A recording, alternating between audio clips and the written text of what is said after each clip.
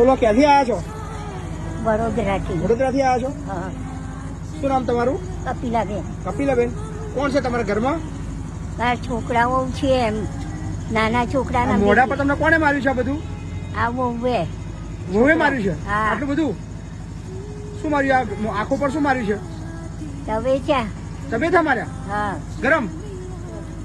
બાપરે બાપરે. તમારો છોકરો?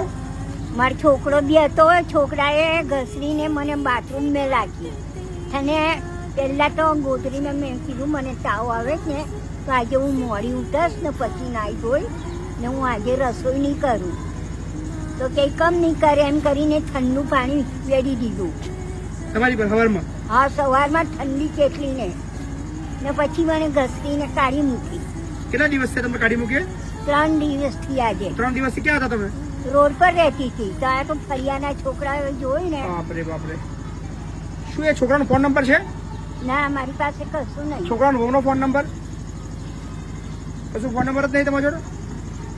કશું મને નહીં. કાં તો હું તો કપડા વગર આવેલી, પછી છોકરી સ્કૂલથી આવે ને ત્યારે હું મારા 2 જોડી કપડા લઈ આવી. આધાર કાર્ડ લાયા છો? હા. કપિલાબેન ને કાંઈ વાંધો નહીં. રો પછી આપણે રસ્તો કરીએ છીએ ને, એ દીકરાને આપણે શોધીએ છીએ, બરાબર ને? અમદાવાદ વડોદરામાં કઈ જગ્યાએ? ભાવદેસ મોલ્લો, સિયાબાગ. છોકરાનું નામ શું છે? વિપુલ. અને તમારા છોકરાની વહુનું નામ? રશ્મિ. દસમી. રશ્મિ. રશ્મિ.